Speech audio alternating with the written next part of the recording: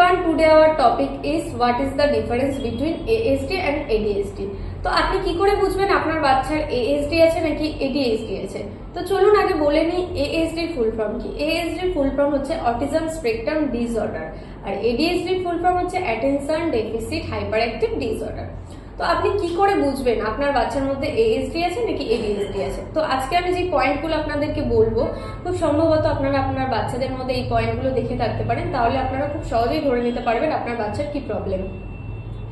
ASD এর বাচ্চারা যেমন নিজের নাম ধরে ডাকলে রেসপন্স করে না, তার মানে তার মধ্যে নেম রেসপন্স নেই।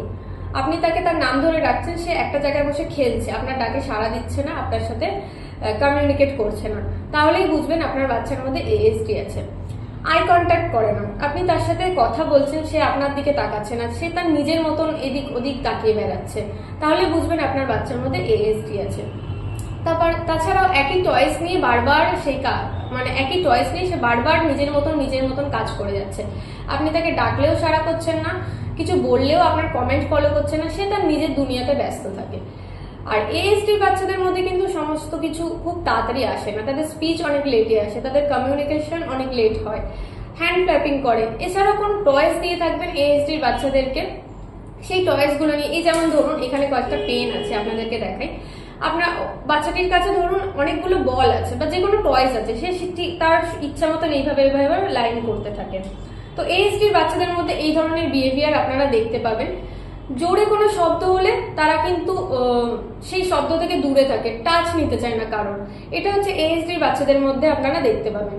এছাড়া কোনো পার্কে নিয়ে যাচ্ছেন, কোনো বাচ্চাদের সাথে খেলার সাথে তাকে যুক্ত করছেন, সে কিন্তু খেলতে চায় না, সে নিজের মতন থাকতে পছন্দ করে, তার মানেই বুঝে নেবেন আপনার বাচ্চার মধ্যে সোশ্যালাইজেশন প্রবলেম আছে।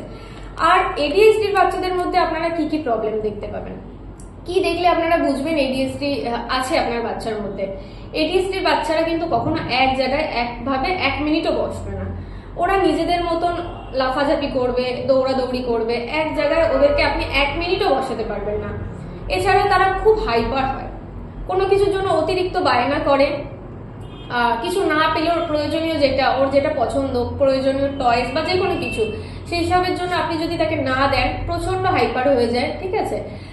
মনোযোগ ওদের অনেক কম থাকে ADHD বাচ্চাদের, ওরা প্রচন্ড হাইপার হয়, কোনো কাজ একভাবে মনোযোগ দিয়ে করতে পারে না, নিজেদের মতন নিজেদের দুনিয়াতে ওরা করবে, খুব দৌড়াদৌড়ি করতে পছন্দ করে ADHD বাচ্চারা। একটা জায়গায় নিয়ে গেছেন, ওখানে তাকে দাঁড় করিয়ে রেখেছেন, সে কিন্তু কখনোই এক জায়গায় ওইভাবে দাঁড়িয়ে থাকবে না, এখানে সেখানে দৌড়াদৌড়ি করে বেড়াবে, তাহলেই বুঝবেন আপনার বাচ্চার মধ্যে ADHD আছে।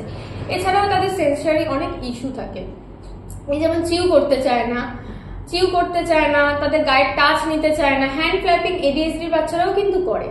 তাছাড়াও তারা আননেসেসারি অনেক টক করে, আপনি ধরুন বলছেন একটা কথা, আপনার কথার তো উত্তর দেবেই না, ও নিজের মতন বকাবকি করে যাবে। তো ADHD বাচ্চাদের মধ্যে এই সমস্ত লক্ষণগুলো আপনারা দেখতে পাবেন। এছাড়া তাছাড়া একটা গুড টপিক বলি আপনাদেরকে, যেটা ADHD বাচ্চাদের মধ্যে আপনারা দেখতে পাবেন, ওরা কিন্তু খুব ইন্টেলিজেন্ট হয়।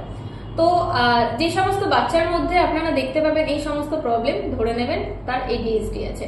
এবারে আপনারা যদি বাড়িতে সেই সমস্ত প্রবলেমগুলো না বুঝতে পারেন, আপনারা অবশ্যই ডক্টরের সাথে কনসাল্ট করুন, আর আমাদের থেরাপি সেন্টারের সাথে কনসাল্ট করুন। I speech and hearing clinic আমাদের থেরাপি সেন্টারের নাম। এখানে সমস্ত ধরনের থেরাপি হয়, সেন্সারি থেরাপি হয়, বিহেভিয়ারাল থেরাপি হয়, অকুপেশনাল থেরাপি হয়, স্পিচ থেরাপি হয়।